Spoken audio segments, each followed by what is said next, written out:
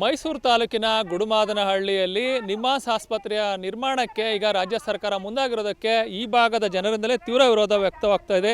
ಇದಕ್ಕೆ ಪ್ರಮುಖ ಕಾರಣ ಏನಂದರೆ ಇಲ್ಲಿರುವಂಥ ಒಂದು ಫಲವತ್ತಾದ ಭೂಮಿಯನ್ನು ಈ ಭಾಗದ ರೈತರು ಒಂದು ಆಸ್ಪತ್ರೆ ನಿರ್ಮಾಣದಿಂದ ಕಳೆದುಕೊಳ್ಬೇಕಾಗುತ್ತೆ.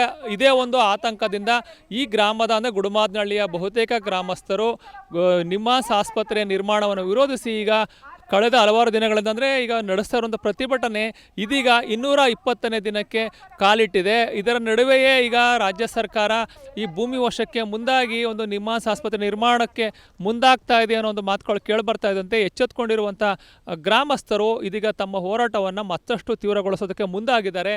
ಯಾಕೆ ಅಂತಂದರೆ ಇಲ್ಲಿರುವಂಥ ಭೂಮಿಯನ್ನು ನಾವು ನೋಡ್ತಾ ಇದ್ದೀವಿ.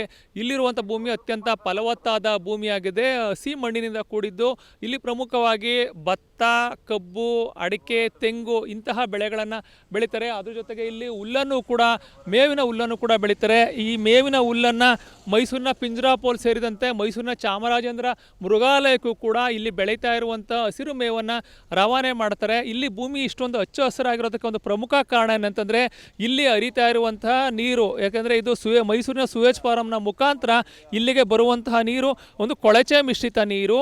ಇದೇ ನೀರನ್ನು ಬಳಸ್ಕೊಂಡು ಇಲ್ಲಿನ ರೈತರು ಬೆಳೆಗಳನ್ನು ಬೆಳೀತಾ ಬಂದಿದ್ದಾರೆ. ಭತ್ತ, ಕಬ್ಬು, ಅಡಿಕೆ, ತೆಂಗು ಸೇರಿದಂತೆ ಬಹುತೇಕ ಬೆಳೆಗಳನ್ನು ಒಂದು ವಾಣಿಜ್ಯ ಬೆಳೆಗಳನ್ನು ಇಲ್ಲಿ ಬೆಳೀತಾರೆ ಅಂತ ಹೇಳಬೇಕು.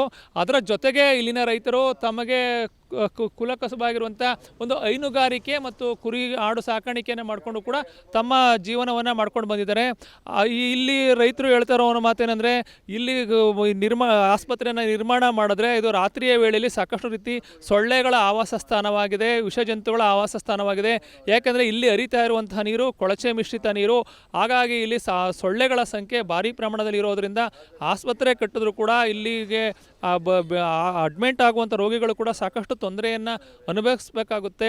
ಇದ್ರ ಜೊತೆಗೆ ಈ ಭೂಮಿ ನಮಗೆ ಒಂದು ಜೀವನಕ್ಕೂ ಕೂಡ ಆಧಾರ ಆಗಿರೋ ಒಂದು ಕಾರಣದಿಂದಾಗಿ ನಮ್ಮ ಭೂಮಿಯನ್ನು ಕಿತ್ಕೊಳ್ಳುವಂಥ ಕಾರ್ಯಕ್ಕೆ ರಾಜ್ಯ ಸರ್ಕಾರ ಮುಂದಾಗಬಾರ್ದು. ಆ ರೀತಿ ಏನಾದ್ರು ಮುಂದಾದರೆ ಈಗ ಬಿಡದಿಯಲ್ಲಿ ಯಾವ ರೀತಿ ರೈತರು ಒಂದು ಟೌನ್ಶಿಪ್ನ ವಿರೋಧಿಸಿ ಹೋರಾಟವನ್ನು ಮಾಡ್ತಿದ್ದಾರೋ ನಾವು ಕೂಡ ಅದೇ ರೀತಿಯ ಹೋರಾಟವನ್ನು ಮಾಡ್ತೀವಿ ಅನ್ನೋ ಒಂದು ಎಚ್ಚರಿಕೆಯನ್ನು ನೀಡಿದ್ದಾರೆ. ಅದೇ ಒಂದು ಕಾರಣದಿಂದಾಗಿ ಇಂದು ನಡೆದಂಥ ಚಳುವಳಿಯ ಸಂದರ್ಭದಲ್ಲಿ ರೈತರು ತಮ್ಮ ಪ್ರತಿಭಟನೆಯ ಒಂದು ಸ್ಥಳದಲ್ಲಿ ಪೊರಕೆ ಮತ್ತು ಒನಕೆಯನ್ನು ಪ್ರದರ್ಶಿಸುವ ಮುಖಾಂತರ ಬಿಡದಿಯಲ್ಲಿ ಯಾವ ರೀತಿ ಮಹಿಳೆಯರು ಅಲ್ಲಿಗೆ ಬಂದಂತಹ ಅಧಿಕಾರಿಗಳಿಗೆ ಪೊರಕೆ ಸೇವೆ ಮಾಡಿದ್ರು, ನಾವು ಕೂಡ ಅದೇ ರೀತಿಯ ಒಂದು ಪೊರಕೆ ಸೇವೆಯನ್ನು ಮಾಡುವ ಮುಖಾಂತರ ಅಧಿಕಾರಿಗಳಿಗೆ ಮತ್ತು ರಾಜ್ಯ ಸರ್ಕಾರಕ್ಕೆ ಸಂಬಂಧಪಟ್ಟ ಅಧಿಕಾರಿಗಳಿಗೆ ಒಂದು ಬುದ್ಧಿಯನ್ನು ಕಲಿಸಿ ಅನ್ನೋ ಒಂದು ಎಚ್ಚರಿಕೆ ನೀಡಿದ್ದಾರೆ.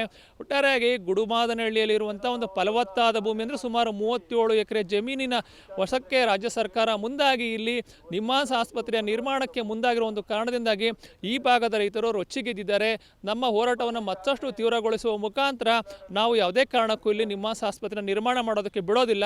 ಸರ್ಕಾರ ಆಸ್ಪತ್ರೆ ನಿರ್ಮಾಣ ಮಾಡೋದಾದರೆ ಬೇರೆಡೆ ಮಾಡಲಿ ಅನ್ನೋದು ಕೂಡ ಈ ಭಾಗದ ರೈತರ ಹೋರಾಟ ಆಗಿದ್ದು, ನಮ್ಮ ಹೋರಾಟವನ್ನು ಮತ್ತಷ್ಟು ತೀವ್ರಗೊಳಿಸುವ ಒಂದು ಎಚ್ಚರಿಕೆಯನ್ನು ನೀಡಿದ್ದು, ಈ ಬಗ್ಗೆ ರಾಜ್ಯ ಸರ್ಕಾರ ಯಾವ ನಿಲುವನ್ನು ಕೈಗೊಳ್ಳುತ್ತೆ ಅನ್ನೋದು ಕೂಡ ಕಾಯ್ದು ನೋಡಬೇಕಾಗುತ್ತೆ.